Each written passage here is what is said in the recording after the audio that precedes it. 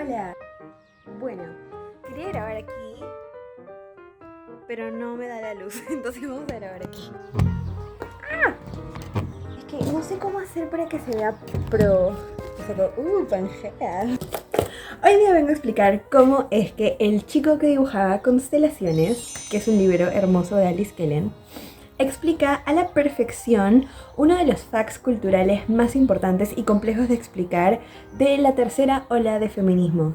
Alice Kellen, la autora más cheesy, cliché, romanticona de la literatura juvenil actual, lo explica muy bien. No es porque sea una fan empedernida de Alice Kellen, es que estoy diciendo esto es verdad y merece ser reconocido, porque la mayoría de personas que leen literatura juvenil no suelen leer ensayo, por lo que he visto aquí en internet. Y las personas que leen ensayo no suelen leer literatura juvenil. Entonces creo que es como una fusión que solo encuentro en mí misma y siento que debería como hablarse más. No quiero dar spoilers de este libro porque lo amo mucho. Quisiera estar manoseándolo en ese momento, pero se lo regalé a mi enamorado porque es una gran historia y de hecho se la marqué. Como que le puse post-its en todo el libro, escribí como notitas de nuestra historia en contraste a la historia del libro.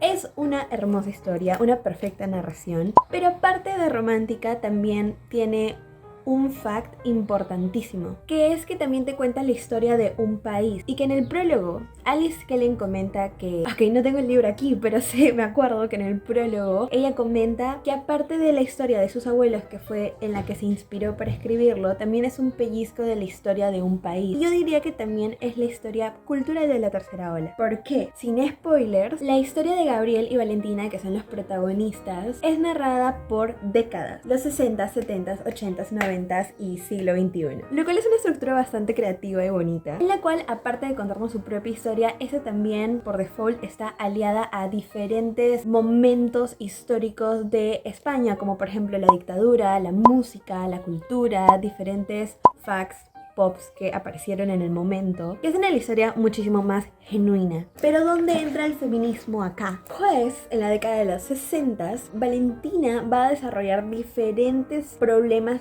dentro del matrimonio con Gabriel.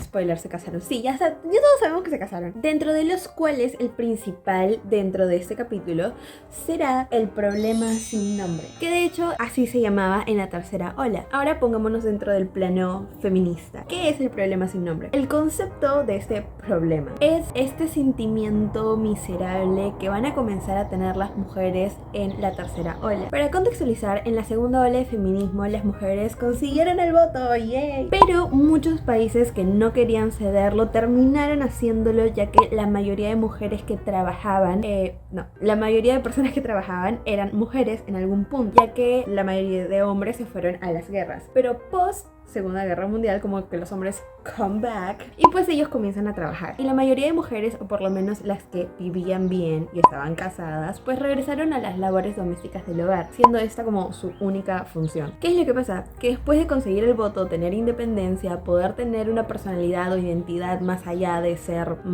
ama de casa, pues les quitamos este derecho social, porque quedémonos dentro de todo el espectro cultural, y se convierte en un problema. Pero como no se hablaba de ello y tampoco se sabía teorizarlo, pues se llamó el problema sin nombre.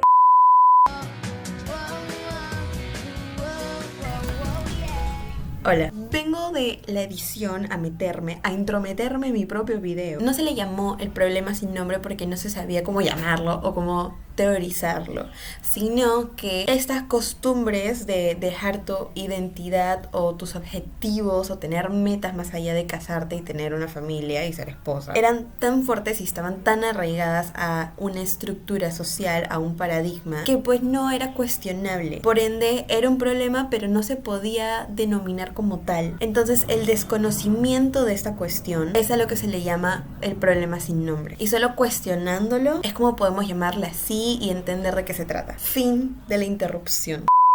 Esta miseria que tenían dentro de ser la mamá de alguien o la esposa de alguien, pero no ser ese alguien. Y creo que en esa historia, en el chico que dibujaba constelaciones, se expresa tan bien, se cuenta de una forma tan bonita, tan magnífica, tan orgánica y es tan complejo al mismo tiempo. En la tercera ola está Simone de Beauvoir, que es como una de las máximas exponentes, pero también están otras autoras y eso es lo complicado de comenzar a contar, a hablar acerca de la tercera ola, porque por primera vez nos dividimos en dos ramas. El feminismo hoy en día tiene muchísimos, no es un feminismo, son feminismos. Existe el latinoamericano y árabe feminismo, existe el ecofeminismo, el cultural, el institucional, pero en la tercera ola comenzó a dividirse de dos formas, el liberal y el radical. Por primera vez el feminismo no solo hablaba nuclearmente de conseguir la igualdad entre ambos géneros, o lo que se concebía en ese momento como género, que era binario, mujer y hombre, sino que por primera vez comenzamos a tener más autores, más voces, más interpretaciones, y es así como nace el feminismo radical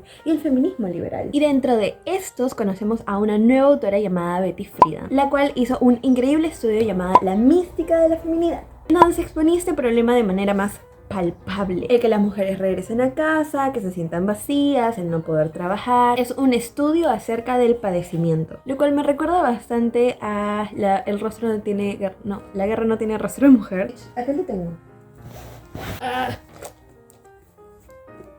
It's a great book. Es importante recalcarlo, ya que Alice Kellen no solo se remite a hablar, como en otros libros, acerca de una relación y los problemas que tiene, sino que por primera vez, y de hecho es por eso que es mi libro favorito de ella, se atreve y tiene la ambición de contar también lo que pasa en el mundo exterior y cómo esta historia magnífica se conecta con ella. Por ende, leer El chico que dibujaba constelaciones no solo es leer una hermosa historia, sino también leer la historia de todo un país, de hecho del mundo. Ya dije que es como el fact cultural más importante de la tercera ola. Así que sí, si es que en algún momento quieren empezar con Alice Kellen, les recomiendo este libro. O sea, muchas personas dicen que Nosotros en la Luna como que es lo primero que deberías de leer de Alice Kellen, pero la verdad es que yo no creo eso. Y no es una lectura pesada, es súper ágil. Lo leí en 48 horas, pero lo leí en 48 horas porque yo lo analicé detalladamente y le estaba escribiendo cosas a mi novio en paralelo, pero creo que se le puede leer en 24 horas. Es un libro chico, máximo tendrá 300 páginas. Creo que vamos trascendiendo mucho más de solo leer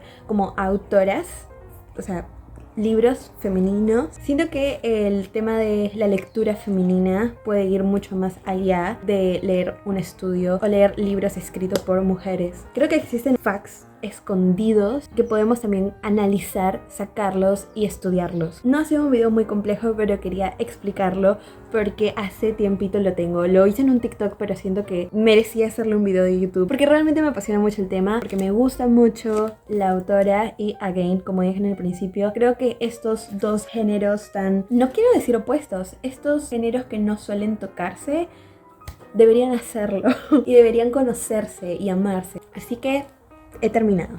Adiós. No adiós. Tengo una página de Instagram que he iniciado hace poco con Bookstagram. Ahí subo reseñas de libros, hablo de libros. Hace poco he estado en la FIL y pues hablo de eso. También tengo un TikTok en donde hablo de libros también. También hablo acerca de tienditas y cómo conseguir descuentos, etc. Así que gracias por verme, porque por acá, por YouTube, casi nadie me ve. Pero igual quiero subirlo por aquí para ver si es que alguien puede tener la misma visión que yo. Ahora sí, chao.